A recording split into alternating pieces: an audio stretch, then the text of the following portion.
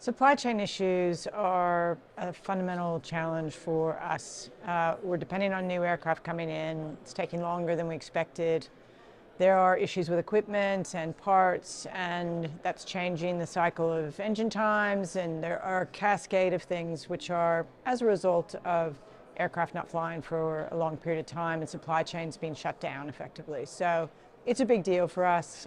We're all just working together as best we can, because together we'll get through this and recreate the delicate balance that we enjoyed pre-pandemic in the way our supply chain worked across the industry. Well, look, for us in Australia, it's winter coming up, but we have 4 big peak periods during the year because our school holiday periods happen quarterly in effect. And so June and July is another big period coming, and we're gearing up for that. But the reality is that we still have an imbalance of supply and demand with labor in Australia, which means that all the key components of our ecosystem in Australia, from the airports to the air traffic controllers to the catering companies, everybody's going through the same thing, which is higher levels of attrition than they've ever experienced before. Lots of new people who don't really understand the ropes. And so everything in our system basically requires us to stay flexible, adjust, adapt, and make sure that we're taking into account these little nuances, which are quite a big deal when you're gearing into a peak. We're very confident we've now got the system working in a way that enables us to push really hard and operate with a lot of hours on every aircraft without causing issues with respect to cancellations or delays. Well, look, in Australia, we have no industry yet for sustainable aviation fuel. So the most important thing for us is getting governments working together with the industry to try to get the ball moving so that we can get the first established production in our country.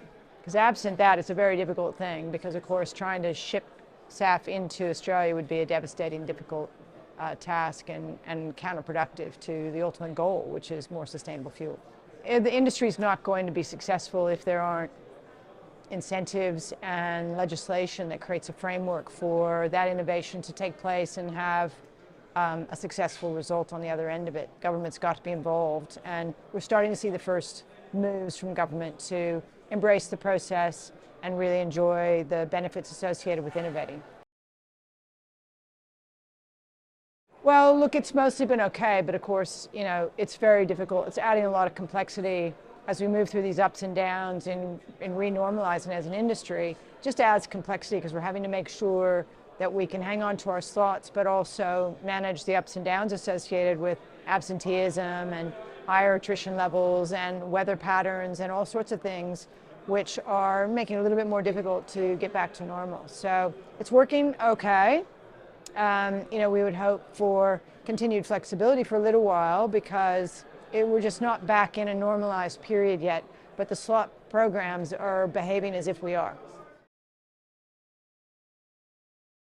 Well, it's a very, very, very big lever for us, right? Because China inbound tourism is an important part of Australian travel, and also broadly across Asia. Japan's just starting to venture out and do international travel, and so we're really excited to see all of Asia, particularly Northern Asia, starting to step up and get back out into the world.